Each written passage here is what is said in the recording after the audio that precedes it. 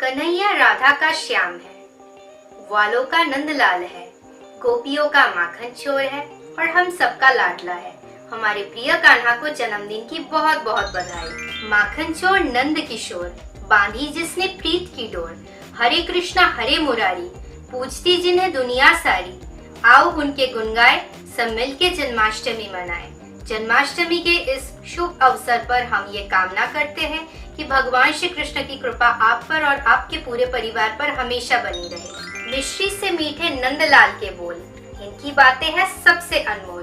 राधे राधे, मैं भक्तिन सुरभि, आप सभी भक्तों को मेरा दंडवत प्रणाम और बहुत बहुत आभार। जन्माष्टमी की ढेर सारी बधाई।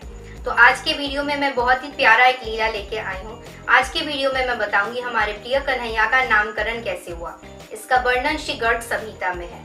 तो श्री गर्ग मुनि नंद भवन में नंद महाराज के पास जाते हैं। उसके बाद नंद महाराज गर्ग मुनि को अपना प्रणाम निवेदन करते हैं, उनके चरण धोते हैं और उनको बहुत कुछ अर्पण करते हैं। फिर नंद महाराज गर्ग मुनि से कहते हैं, हे मुनिवर, कृपया आप मेरा प्रणाम स्वीकार कीजिए।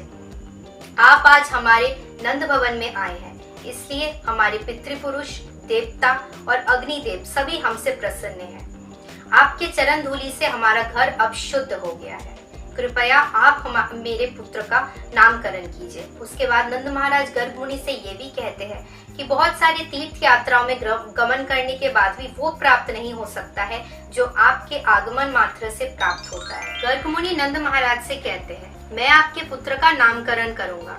मैं आपको बताऊंगा असल में आपका पुत्र कौन है। हे नंद महाराज, चलिए हम किसी एकांत स्थान पर जाते हैं। उसके बाद गर्ग मुनि नंद महाराज, यशोदा मैया, कृष्ण और बलराम एकांत स्थान पर जाते हैं।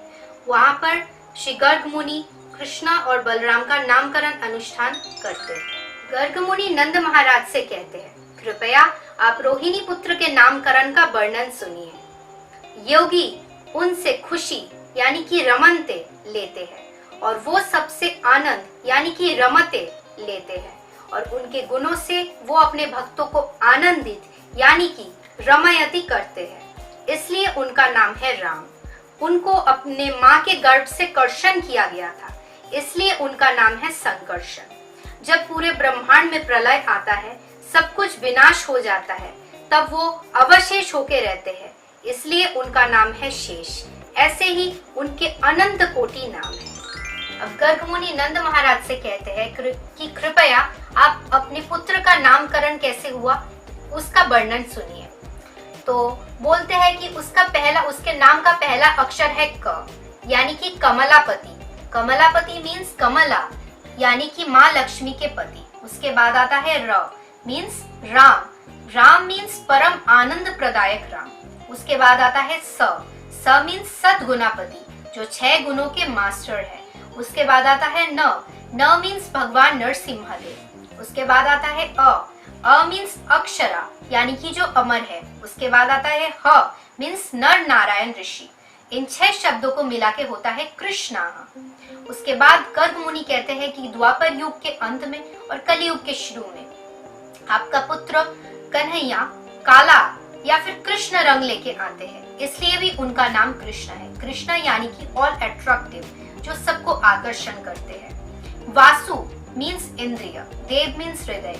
आपका पुत्र समस्त जीवों के हृदय में विराजमान रहेगा, उनके इंद्रियों का नियंत्रण करेगा, इसलिए उसका नाम है वासुदेव। उसका एक और नाम राधापति भी है, क्योंकि वो श्रीमती राधा रानी का पति है। ऐसे ही आपके पुत्र के अनंत कोटि नाम है, जो स्वयं वेद में भी गुप्त रहेगा। आप बहुत ही भाग्यशाली हो कि भगवान श्री कृष्ण, जो अनंत कोटि विश्व ब्रह्मांड का मालिक है, वो आपके घर में आपका पुत्र बन के आया है। ये बोलने के बाद गर्ग मुनि वहां से चले जाते। तो वैसे ही हमारे प्रिय कन्हैया का नामकरण हुआ था। तो कन्हैया के अनंत कोटि नाम है, उसमें से मेरा सबसे प्रिय नाम है राधा रमन और राधा मदन मोहन।